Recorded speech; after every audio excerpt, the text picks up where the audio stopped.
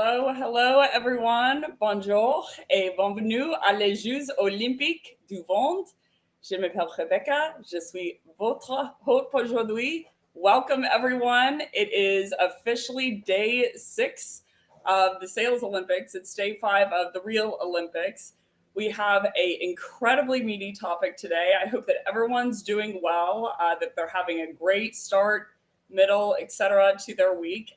So the topic today on deck is one that's very close to my heart. So it's the difference between status quo and indecision, and when using these techniques and selling to both can actually damage your chances of selling, and what that looks like on the front end. So we're going to go into 4 pieces of this today, but just as a reminder, this is a 4x400 relay, meaning we're going to have 4 laps to this where we're going to go and dive in, and they're going to be 400 seconds apiece, but you know the rules per normal. I'm going to ask for more comments, the better, more pings, the better, more questions, the better. So Min is out there in LinkedIn land, and he is actually filtering through the comments. So if you have a question, if you want to talk about something, I would love to talk about it and hear about it in the chat. So if everyone watching, I know that it's 7 a.m. for some people, 6 a.m. for some people, 8 a.m. for some people, 3 p.m. for me. But if you would jump in the chat, if you are watching, and just say a quick hello, say who you are and where you are tuning in from today. I want to know what geos we have basically in the chat today. So we're going to go ahead and jump off. So the first lap of this is going to be, what is status quo? So there's been a lot of talk about status quo, and basically what status quo is when your buyer has not mobilized. So they believe that the problem isn't big enough yet to actually warrant them solving for this. So Newton's first law is an object in motion stays in motion, an object at rest stays at rest. So in this first case scenario, your object is at rest. So this is if you're going outbound, for instance, that based on what your buyer knows, the problem isn't big enough for them to actually mobilize to solve. And the reason behind that is there's a multitude of things at play, but one of them is there is a lot of pain to actually solve the problem. So difference between a pain and a problem is a pain is a negative experience, and a problem is anything that you are going to solve or solve for. So not all pains are problems, meaning someone's not going to necessarily mobilize and solve for something and actually do something about the negative experience. So in this first bucket for status quo, you have a group of people who might recognize that there's some type of pain or negative circumstance that they're going through, but it is not taken the priority list of that it's going to move into a problem. They're like, okay, I have a lot of other things that I can solve. Maybe this isn't worth solving. Maybe the pain's not egregious enough, or the impact's not egregious enough if they don't solve for it. Sorry, it's 94 degrees and I have a fan because French don't have AC. This is a great example. Pain hasn't become a problem. It's 94 degrees, but I have a fan, so I haven't bought AC because the pain's not egregious enough yet to actually do something about it.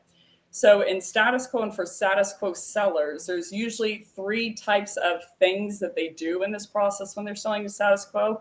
Full disclosure, I'm going to light these up like a Christmas tree on the back end of how they can damage you as the seller and your prospect at the same time. But this is typically how they think about it whenever they're going after status quo. The first thing that they try to do overall, they're trying to dial up what's called the FUD. So the FUD is fear, uncertainty, and doubt. So in your prospect's mind at this point, the FUD is that the problem is not big enough, basically, for them to actually do something about. So that's what the seller is attacking in this stage whenever they're going after these techniques. And how they're doing it is in 3 different manners. The first is they're going to go after benefits, basically, of the platform and using your product. So this is where you're going to see ROI come into play. So people are saying, oh, well, if you buy this, and there's usually only 2 types of benefits that people always want more of and never have enough of, which is time and money. So they're going to go after the benefits. Well, if you use this, in a patient-doctor example, it's like, okay, patient walks in, doctor doesn't ask any questions, and basically just starts talking about the generic upsides. So they'll say, if you use our platform, you're going to save time by doing this. If you use our platform, you're going to save money by doing this. Here's some inefficiencies that you're going to trim. but the seller essentially tries to attack the benefits that they'll see to decrease or increase the FUD and mobilize the buyer to buy. Again, I have a lot of opinions. We're going to go into it on the back end, but that's the first way that they go about it. The second way that they go about it is they go into an equally as dangerous COI. So in this piece, they're really trying to calculate for the buyer the cost of inaction, meaning they're using the buyer's self-diagnosis information to help the buyer see, and in my opinion, manipulate the buyer into thinking in a certain way that the cost of staying as is, the cost of same, is much, much higher than the cost of basically the cost to stay still is much higher than the cost of change, is how they're going about it. So in this bucket, they're really trying to get into the mindset of the seller, and they're trying to say, okay, what are all the things that are going to happen to you if you stay the same exact current state, if you don't do anything about it? So they're going to ask a lot of provoking questions. They're going to ask a lot of questions of what's the impact to you if you stay the same? You know, how is that going to affect your blank, blank, and blank? But they're all going to be hinged around self-diagnosis information of getting the buyer to diagnose for themselves what they believe to increase in the buyer's mind, basically the calculation and the cost of if they don't move forward. So in both these case scenarios, the goal is basically the goal is to get the buyer to think that staying as is in status quo is much more painful than moving forward. But the agenda is to get the buyer to think in a certain way. The third thing that they do, and this is in later stage deals, is they're just going to start to discount, right? And the funny thing is what they're attacking is FUD, right? They're trying to drill up the fear, uncertainty, and doubt of what's going to happen to them if they stay as is within status quo. But there's a number of different books, there's a number of different studies and research that found an interesting second category that actually wasn't to do with status quo. So remember, Newton's first law is object in motion stays in motion, object at rest stays at rest. So in this first category of status quo, basically, your buyer is not in motion, they're at rest. And so you're essentially trying to convince the buyer through calculating the cost of inaction or the ROI that they'll see from the platform that it's worth it to mobilize and go into action and actually, quote unquote, solve the problem and do something about it by selling your product, which is fine. But that's not why most people didn't close. So Jolt's Effect is a great book, an example of this, that they essentially found, which we're going to go into the back end, that when buyers or sellers apply the techniques of trying to increase the FUD and increase the status quo, increase the cost of staying as is, that actually, in most cases, they saw not only did it remain the same, the likelihood of close, but in 87% of the cases, it actually decreased the likelihood that they would close. And that comes down to they were already past status quo. They knew the problem was big enough to solve, but they were in a second category, which we're going to go into the next lap, which is indecision. And what's the difference from that and status quo? One, hit my metric. It's very important to me for some reason, that metric. So in summary, status quo is your buyer, even if they're experiencing pain, even if they see some kind of negative experience, they are static. They are not moving anywhere because they believe, they're like, this problem isn't big enough to warrant me actually solving for it. I don't need to actually do something about this yet based on what I know. And the three ways that people try to overcome that was selling the benefits and the ROI, selling the COI or the cost of inaction and dialing up the FUD, or to discount and basically lower that price tag. So James came in with an interesting question. What about attaching that info to social proof? I mean, it's a big question. I'm not a fan of social proof until the very end. Long question, but it would have to depend on the context. It would depend on the context of, are you trying to put that into social proof to actually get them to move into action? So if someone, in this case scenario for outbound, they're coming to me and they're trying to convince me that there's a problem that's big enough for me solving. So if you start coming at me, especially in the beginning with social proof, you're talking to me all about your product, or you're talking to me all about how some other person solved this problem, which is fine. But I'm not aware that I have a problem that's big enough to solve it all. And I'm like, well, that's great for Cindy because Cindy had to solve it, but I'm not in the bucket that I need to solve it. So especially social proof within prospecting cases, case studies, any of the ROI data, et cetera, it's not going to end up mobilizing your buyer to buy. So we're going to go into what is going to mobilize your buyer to buy and how you can increase basically that FOMO, or the fear of missing out, the fear of what happens to me if I don't solve this problem, mobilize to solve for it. But a good question, James. So the second bucket here is going to be the second lap is indecision. So in the first case scenario, status quo, your buyer was at rest. So they don't think the problem is big enough. But then they actually moved to solve for it. So they propelled into a state of motion. I think that this problem is big enough, but for some reason they didn't close anyway. So in this case scenario, object in motion stays in motion, object at rest stays at rest. The first case scenario is an object is at rest, and how do I propel them into motion? Indecision is a bucket of users who basically, they know the problem's big enough. They've realized the problem's big enough. They started to do something about it, but they didn't close anyway. So this is going to be the first half of that sentence. A object stays in motion, or an object in motion stays in motion unless enacted upon by an outside force. So they started to solve for it, and you'll see this post demo, meaning you've gone through discovery, you've gone through demo, and they're all on board. They come out of it like a Rocky movie, and they're like, awesome, I'm going to, really do something about this. But then they slow down anyway.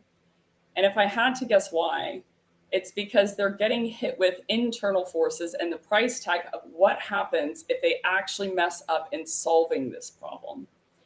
So in this case scenario, they're in motion, they're going to close unless they hit procurement, or they hit all the internal leaders that basically are basically their eyes are on this if they mess up. Or what happens if they can't use the solution correctly? Or what happens if the solution doesn't work at all? What happens if the solution works how I thought it would, but it doesn't actually solve my problem? So in enters omission bias in this case scenario. And basically what omission bias is people have a preference for, they have a strong need, desire to shake off the accountability for making a mistake. There's a massive fear there of what happens if I try to solve this thing, but it doesn't actually work, and then I'm held accountable. So my credibility internally will decrease. The amount of budget that I have to solve this problem will decrease. The amount of buy-in that I have will decrease. The look of expertise will decrease. People internally won't trust me in the future.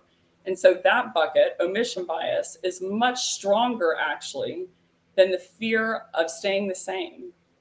So an indecision, which is interesting because 40 to 60% of the cases of closed loss were not lost to status quo.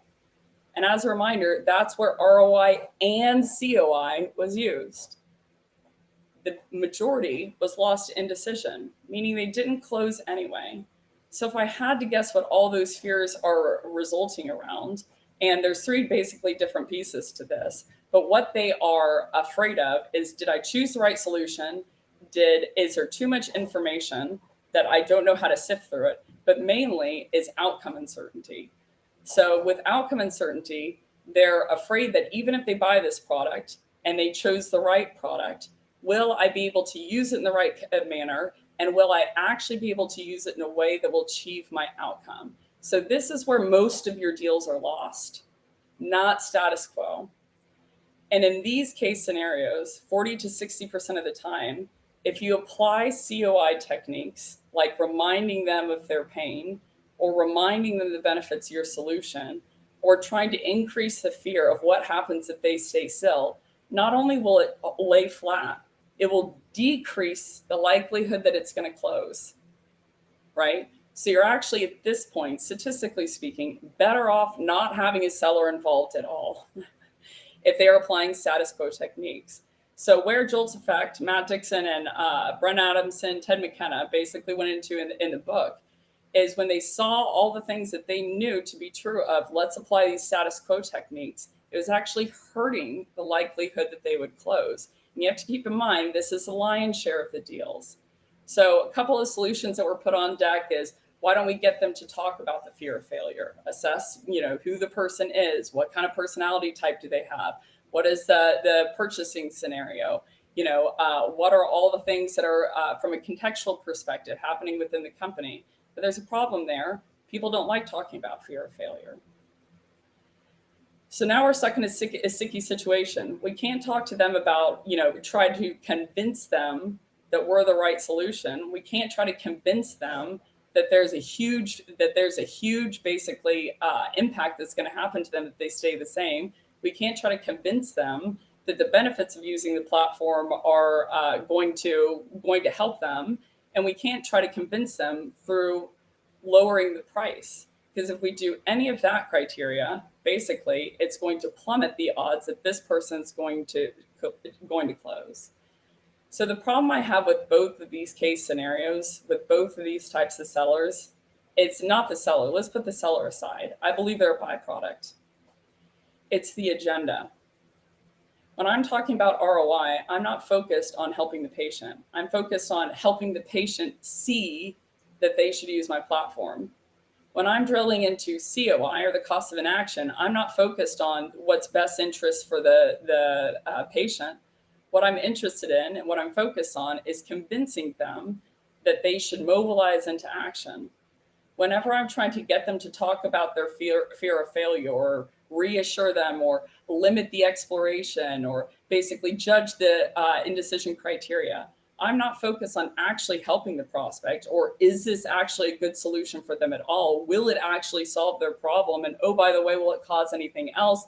Are there any other problems that are on deck that they need to solve? My focus is still seller-centric in disguise.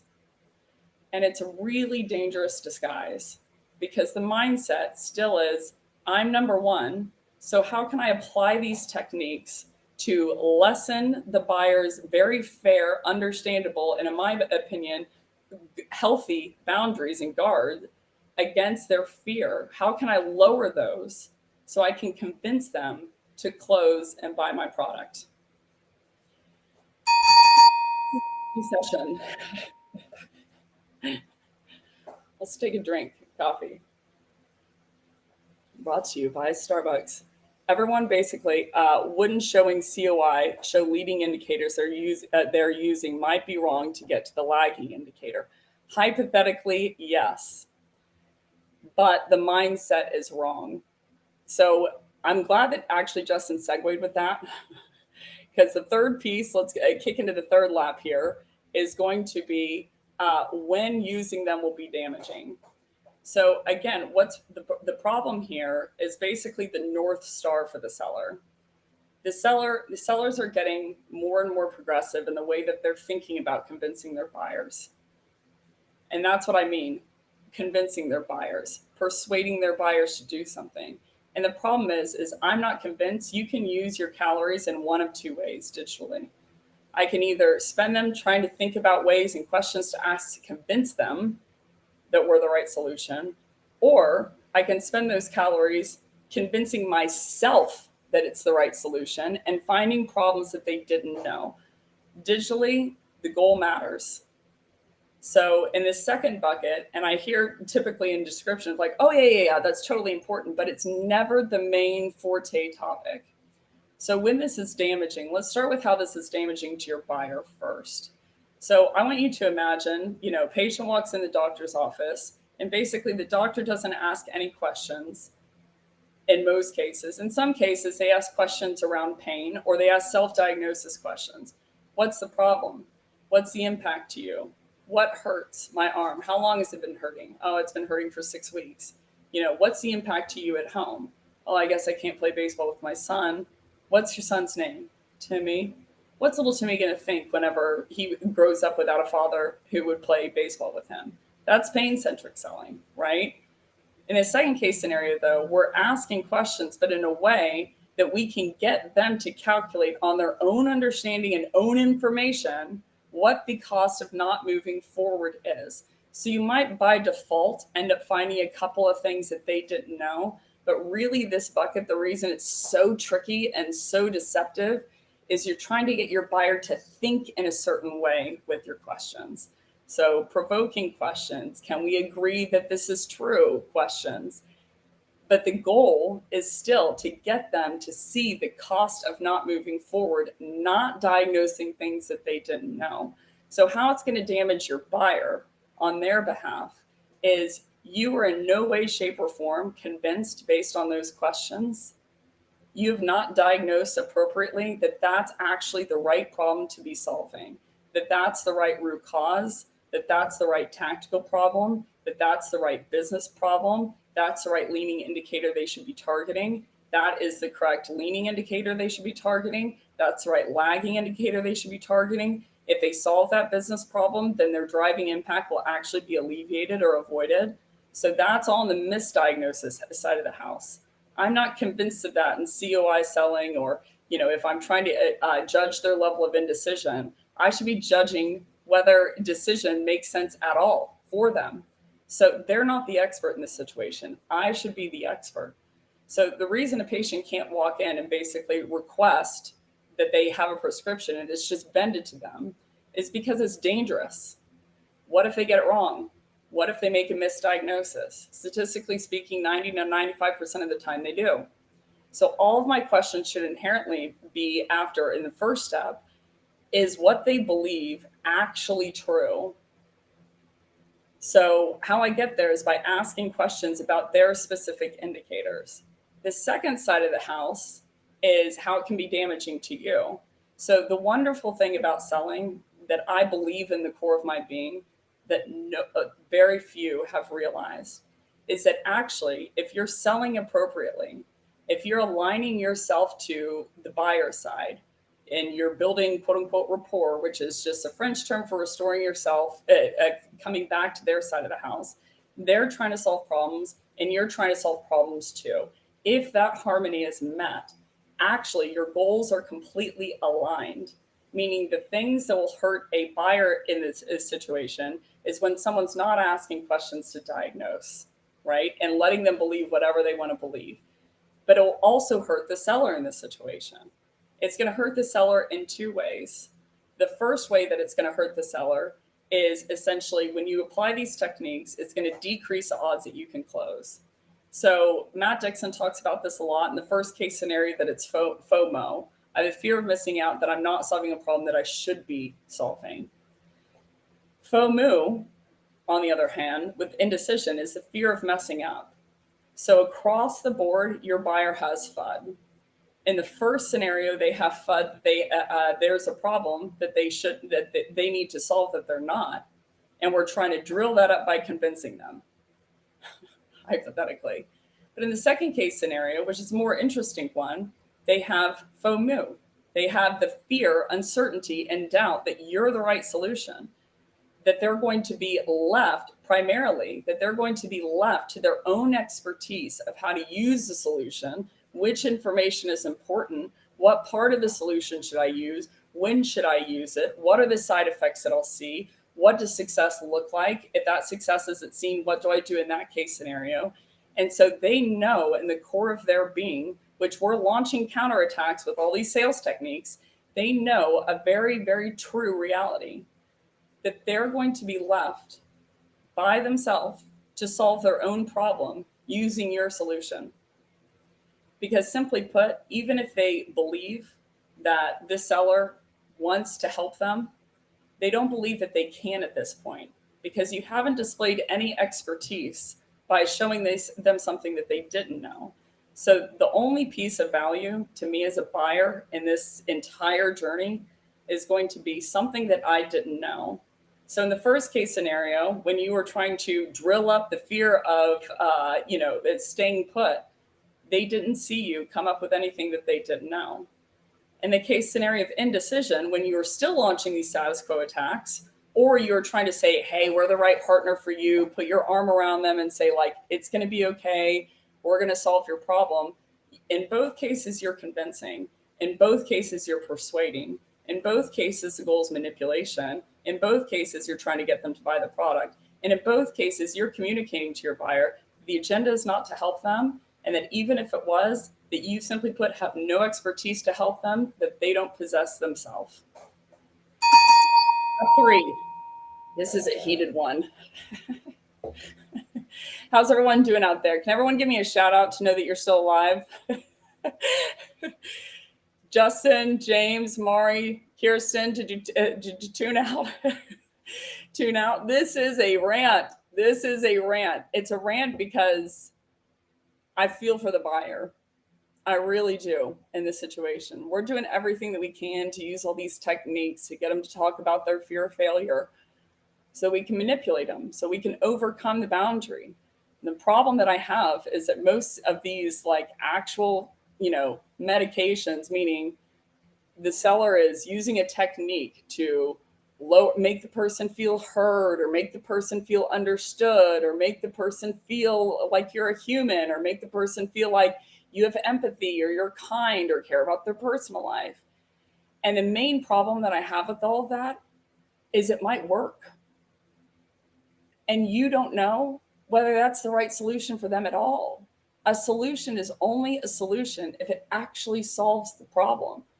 So let's put aside for the fact that your solution might not, help them solve the problem. In a lot of cases, it might hurt them. It might actually hurt them. So any kind of persuasive tactics, making them feel heard, mirroring their words, going, let's drill up that FUD. Let's drill up that FUD and that COI, because then we got to get them out of the chair. I'm like, why don't we just focus on should they get out of the chair to begin with? Is the reason of what they believed of getting out of the chair actually correct? And oh, by the way, are there other things, reasons, goblins, impacts that they didn't know about that like they should get out of the chair because this thing exists? That should be the North Star of there is a monster 15 feet behind them, but they're faced this direction and they don't see it. So everyone wants to sell to CrowdStrike now. Why? Because they're in a lot of pain, and that's good for us as a seller, right? But I'm like, the real seller gets ahead of it and diagnoses on the amount of developers or the amount of products that they were having to launch, or the amount of integrations, or the amount of critical bugs prehistorically, or the amount of beta tests that they were running. Are they going to likely run into this impact in the future? Number one, that's where no seller is. Number two, that's where you're going to win credibility. But those still kind of make my stomach hurt a little bit, because those are still wins for the seller. And my North Star should be the buyer. My first reason for diagnosing those unknowns, even if they don't move forward, even if they don't do anything about it, even if yada, yada, yada, at least they know now. So they're aware that the monster exists. So now if they still stay in the chair and they're like, got them ready, at least they know now. And that is the North Star of a seller with integrity. So integrity is defined as basically there's no breaks. There is no breaks between what the buyer wants and what the seller wants. In both those case scenarios, it should be solving as many problems as is going to make terrible things happen to this buyer if they are to stay as is. That should be the North Star. I saw a LinkedIn user say that I'm alive. I'm glad everyone's alive. So we're going to go into lap 4. So lap 4 is, what do I do instead, Becc? I know I shouldn't be selling on ROI now. I know that you're heated about it. I know that I shouldn't be selling on COI now. I know that if I apply these status quo techniques and I try to drill up the FUD, it's going to hurt me and it's going to hurt the buyer. I know that I can't essentially get them to talk about fear of failure. I shouldn't even want to. But the other one that I hear is I should get them to agree on the problem that they're trying to solve. It's like, why? So you can sell? Even if you could get everyone to agree on the problem that they're trying to solve, which you can't. Good luck. But even if you could, you shouldn't want to. Every single time you have a different buyer persona, they are after different metrics. So the problem that they want to solve changes. Now the solution might be the same, meaning the product might be the same, but how I'm going to use it as a marketer is to solve a business problem in regards to MQL. How I'm going to use that as a sales development rep is going to be to book more meetings. How am I'm going to use that in terms of a sales rep is closed one, and CX it's going to be renewal. Now it might be the same quote unquote product, but the problems I'm going to solve with that are going to vary per persona. So I know that I can't get them to agree on the problem to solve. Even if I could, I shouldn't want to. And I know that I shouldn't just get them to talk about fear of failure because they don't like doing it anyway, and it's a self-diagnosis information. So what should I do instead? It's a very easy solution. Diagnose things that they don't know. So when you diagnose things that they don't know, you actually do overcome status quo. They're static. They're not into a state of motion based on what they know. They believe that the problem is the size of the state of Texas, pretty big state. But the actual problem is the size of the United States. So how I mobilize them into action is not by increasing the fear of the problem of the size of the state of Texas. How I increase the size of the problem is by diagnosing problems that they didn't know that existed. So I ask people, what's your open rate? They say 20%. I'm like, there's an email deliverability problem. I ask people, what time of day are you typically scheduling your meetings? They're like Monday, Tuesday, Wednesday, Thursday, anywhere from 8 a.m. to 12 p.m. I know from the statistics that basically you're going to plummet your show rates if those booked meetings are in the morning versus the afternoon. I ask them, what time of day are you making your calls? They're like Monday, Tuesday, Wednesday, 8 a.m. to 12 p.m. What time are you sending your emails? Same time.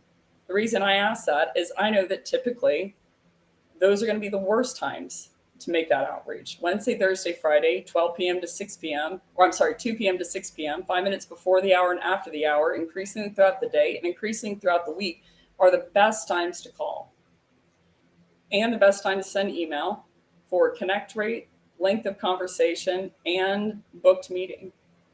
So I don't ask them, do you have an email deliverability problem? Because if they knew, they would have already done something about it if it was big enough. But I ask them the question on their indicator, what's the open rate? So I can diagnose something that they don't know. So I'm going to solve based on the size of the problem. So how you can overcome status quo is you diagnose something new that they didn't know about. So based on the current state beforehand, what they believe beforehand, they're not willing to do anything about it. But based on what they believe now, they're like, here's a new impact. Here's something that I didn't know about ahead of time. So based on this new piece of information that this seller diagnosed for me, I'm going to do something about it now. So in the first step of mobilizing them to buy away from status quo, I should diagnose things that they don't know. But what helps with quote unquote FOMO, actually, in this case scenario, also helps lessen FOMO. So the FOMO is the fear of messing up. I only have a high fear of messing up if both of these two things are true. One of these two things are true, or both of them. I believe that the seller can't help me and has no more expertise than I have. And I don't believe that I have enough expertise to be able to solve this. So the thing that we really need to focus on is that they don't believe that you have an expertise outside of their expertise that's going to help them sell it. So when you diagnose things that they don't know in the FOMO state, not only do you get them in motion, but you also help with the indecision piece. So all of these blockades that they have up as a buyer are fair, healthy blockades. They're scared. They're scared that they won't be able to solve it. They're scared that they don't have the expertise. And instead of focusing on lowering those boundaries or putting your arm, hey, Tim, it's going to be all right. Our product works just fine. And let me send you over a couple of case studies on how it worked for other people. If I spend that time instead continuing to diagnose things that they don't know, what I'm doing is I'm stopping that object from slowing down. So there's an Olympic sport. I can't remember the name of it. If y'all would jump into the chat, it's a winter sport where basically they throw a puck down, and then people are like cleaning out the ice in front of it. I think it's called like shuffleboard or something. I can't remember it. I remember that my brother-in-law actually competed at one point, but it's basically throw a puck down, and you have a couple of people that are removing the ice and removing the friction to get it in a certain area. It's a winter sport. It's kind of funny to watch.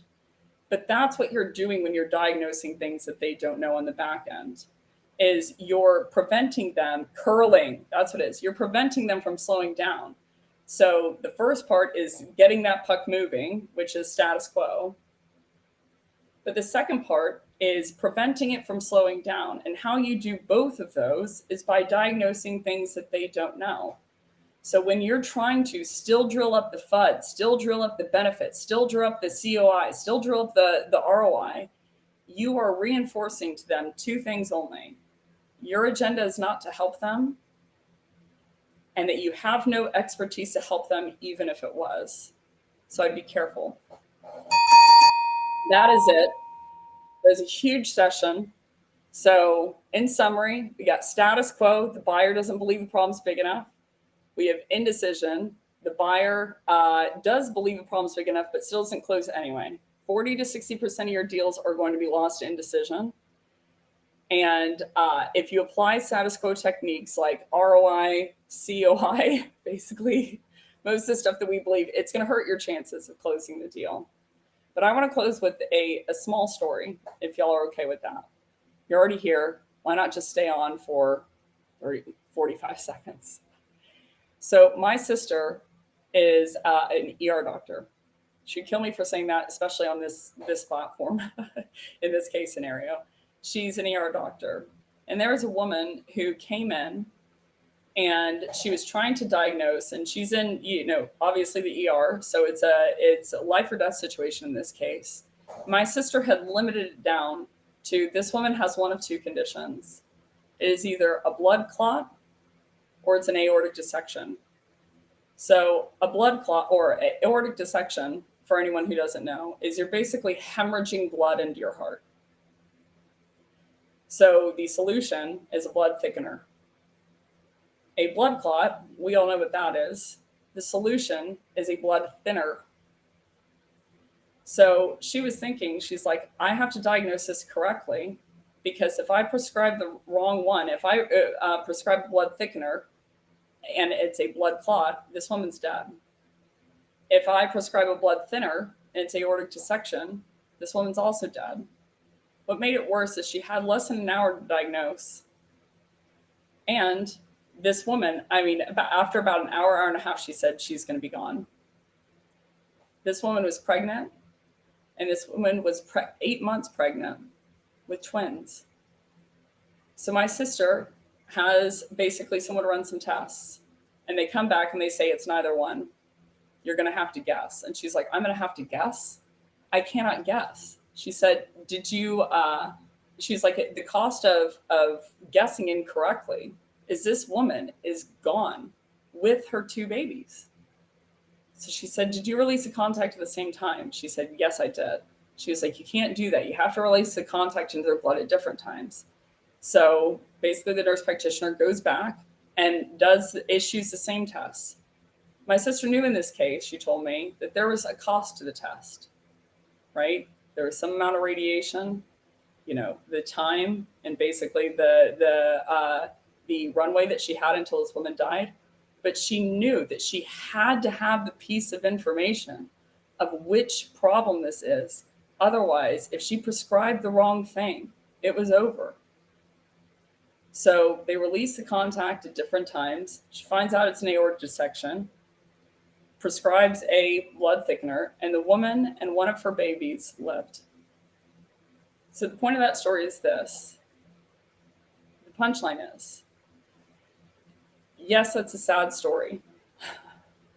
That's a really high intense situation. My problem in that whole scenario is that the seller in the situation is asking questions to this woman to say all of the benefits about one medication, how great this blood thinner is, for instance. It's number one in the market. What will happen to you if you don't actually solve this problem? What's the cost of staying still? And how do we lower all of these barriers of what if this is the wrong solution? What if I get this answer wrong? All of our brain calories are there. Instead of being monomaniacal about finding out, is this the right solution at all? So my challenge to everyone out there is we have an opportunity.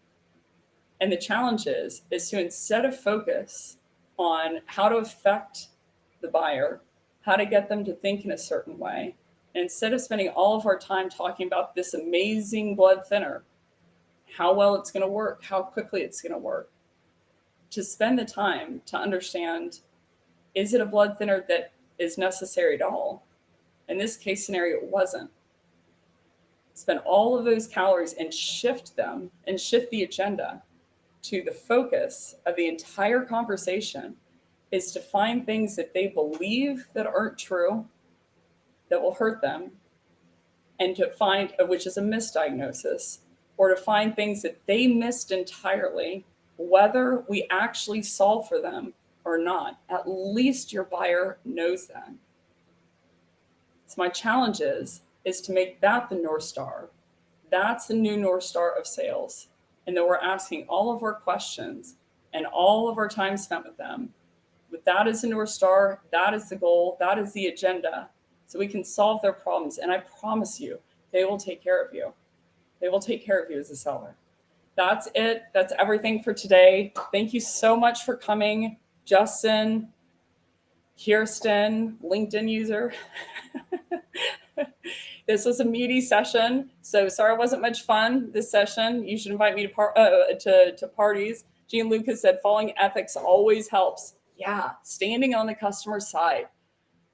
Can you imagine? What if sellers did that instead? So thank you everyone for coming. This was What's the Difference Between Status Quo and Indecision. It was day 6 of the Sales Olympics. Tomorrow we are going to be covering a very, very close topic to this, or one that's equally as important, but in the same ballpark. What's ROI? What's COI? What's wrong? What are both missing? Why are they both a dead end? And why will they not help you or the buyer? So another saga tomorrow. So as always, I'm going to say thank you very much, James. It was great to see everyone on the line. And I'm going to be cheesy and French toujours and say à demain, merci pour tout, à bientôt, and I will see you all soon. Au revoir.